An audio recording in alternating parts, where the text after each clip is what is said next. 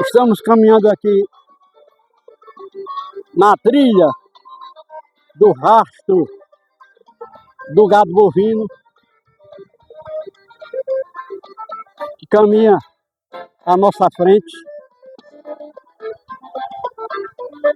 Nós estamos num cercado de criação de gado bovino, mas para onde a gente olha ou caminha, não vê sequer uma planta que sirva de alimento para o gado. Uma planta verde seria pasto.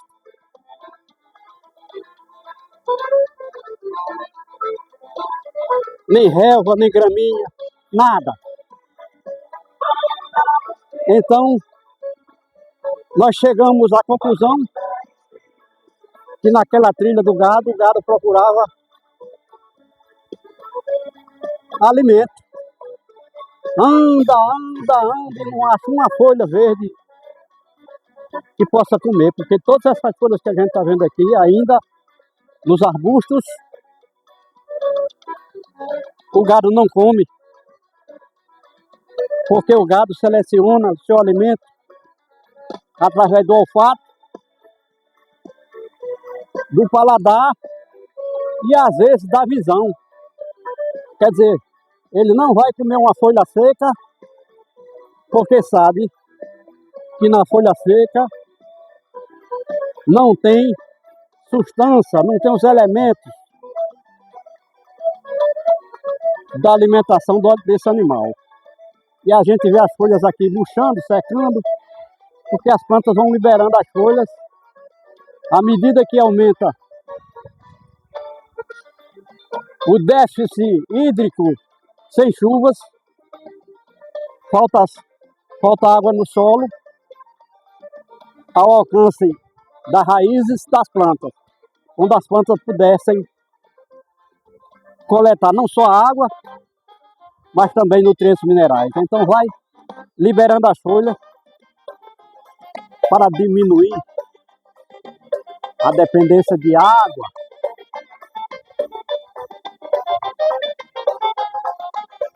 Então, nenhuma folha verde dessa que a gente está vendo serve de alimento para o gado bovino.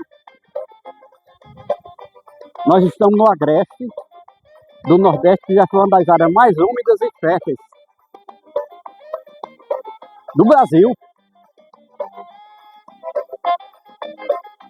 onde a umidade do ar média era maior do que 60%, inclusive em pleno verão. E durante o período chuvoso, que poderia durar 5 meses, com 800 milímetros de chuva ao ano, a umidade do ar era sempre alta, pela presença de nuvens que iam distribuindo umidade no ar por onde passava. E nós voltamos à situação do gado. Então isso aqui foi mantido como campo de pastagem do gado durante pelo menos 80 anos.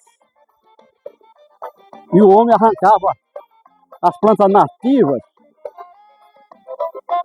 a nível de árvore e arbusto para abrir espaço para a germinação de relva e gramíneas, que seriam o alimento, o pasto do gado.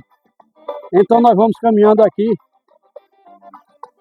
na trilha do gado, mas também na trilha das formigas. As formigas aproveitaram a trilha do gado e foram também em busca de folhas verdes para carregar essas folhas para o formigueiro, onde iriam fermentar, produzindo o alimento da formiga, que é o fungo, um micro-organismo. E nós estamos caminhando aqui, não sabemos qual é a direção que as formigas estão indo, mas podemos ver que é a direção do bovino.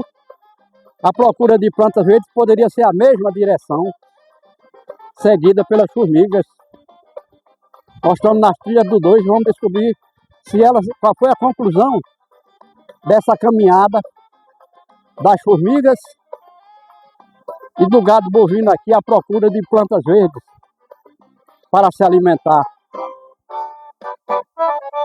Então nós andamos aqui e não vemos sequer uma planta no chão que pudesse servir de alimento para o gado ou para a formiga. E curiosamente nós estamos seguindo um trabalho de pesquisa de educação ambiental, a direção provável do gado bovino e das formigas. E de repente chegamos nessa parede de alvenaria que seria o sangradouro de um açude, por onde o açude transbordava o excesso de água armazenado para evitar que a parede torasse. Aqui está a parede de terra. Pelo aspecto, não tem menos de 80 anos de existência. A construção dessa parede para barrar a correnteza de água de um riacho ou de um rio, represando essa água que permanecia armazenada para se disponibilizar de água doce durante um período de verão que poderia durar 200 dias. E nós estamos caminhando na direção do gado. O gado bovino veio por aqui à procura de alguma coisa. E chegamos ao largo de um açude. Um açude seco. Significa não tem vida. Aqui, a ossada de um bovino que depois de passar bastante fome, desnutrido, veio instintivamente na direção do açude à procura de água. E esse açude, que representa de 1 milhão de outros pequenos açudes em 1 milhão de quilômetros quadrados do semiárido nordestino, ou seja, um açude desse para cada quilômetro quadrado. Todos secos nesse momento, porque o volume de chuva nessa área do Nordeste, o chamado semiárido nordestino, varia em 2025 de 200 milímetros a 600 milímetros. Uma média de 400 milímetros de água da chuva. Ou seja, 400 litros de água por metro quadrado. Mas o açude não tomou água. A gente vê que o porão do açude aqui, que seria a parte mais profunda, aqui onde nós estamos caminhando, se tivesse cheio o açude, seria uma lama d'água de no mínimo 3 metros. E eu estaria afogado. Então está aqui o porão do açude, onde a vaca, o bovino, veio buscar água e não tinha e morreu. Esse solo de sedimentação que foi arrastado pela água corrente das chuvas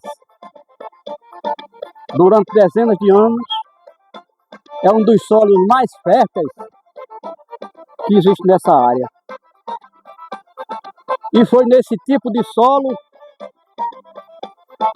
que lá na Ásia, na Mesopotâmia, foi criado o homem Adão, citado na Bíblia como a origem da civilização humana. Há 7.500 e 33 anos. E Mesopotâmia significa entre rios.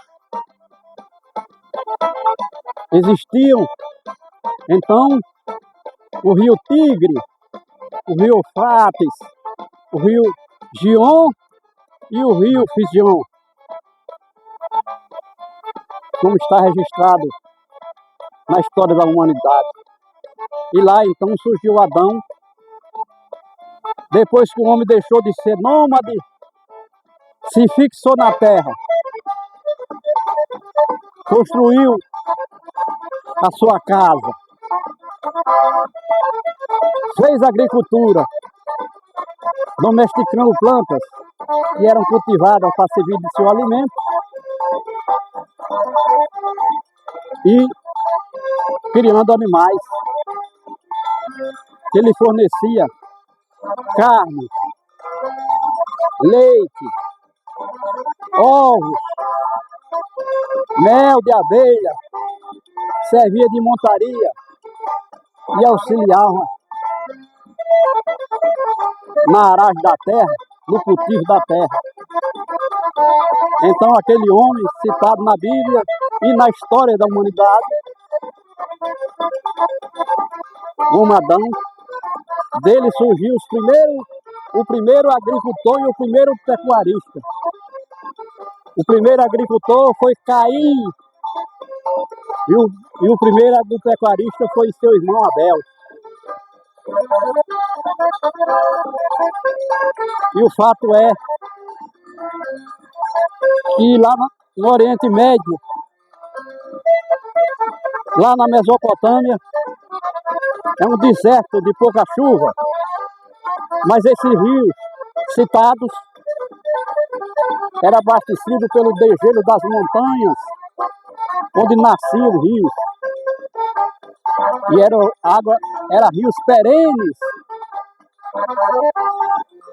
E hoje, quando se mostra o mapa daquela área, não existe mais os rios Fision e Gion.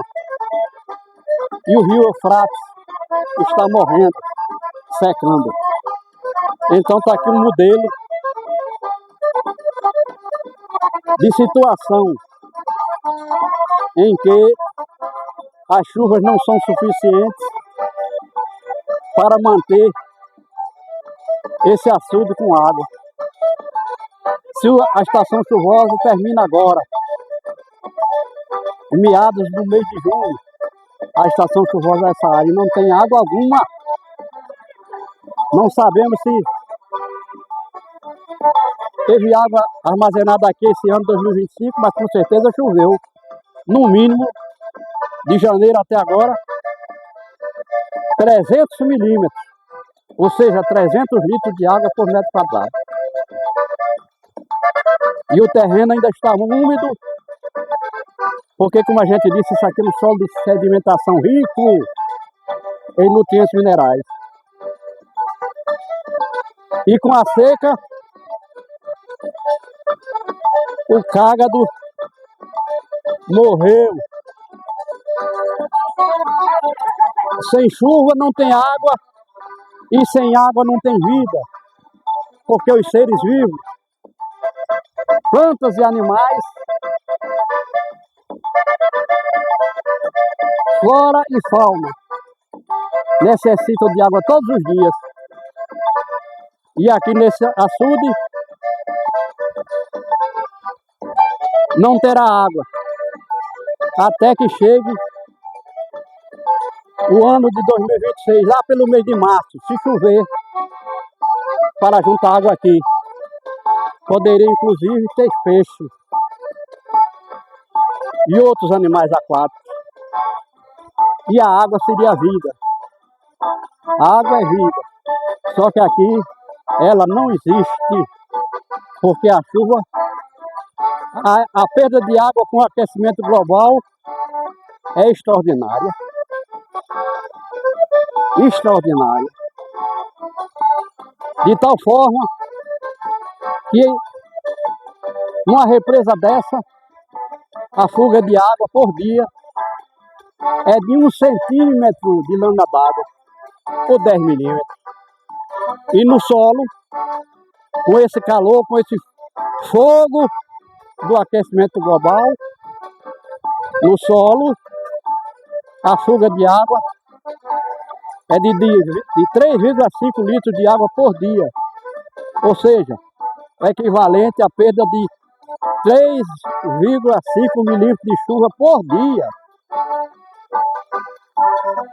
O sol, o aquecimento global vai bebendo toda a água, não só do solo, como também das plantas também, e dos corpos de animais. E a planta, como ela é o quinto elemento da natureza, o vegetal é o quinto elemento da natureza. Tal é seu comprometimento com o equilíbrio do clima. Então, sem água, para que a planta possa colher nutrientes do solo e colher água por intermédio de sua raiz, é preciso que o solo tenha água ao alcance da raiz da planta. E aqui as plantas todas estão morrendo porque não tem água suficiente no solo para armazenar e disponibilizar dessa água no verão seco. Essa era a ideia do homem na construção de um açude. Disponibilizar dessa água no verão seco sem chuvas, que pode durar 200 dias. Sem água não tem vida, porque a água é no mínimo 65% dos corpos de animais e de vegetais.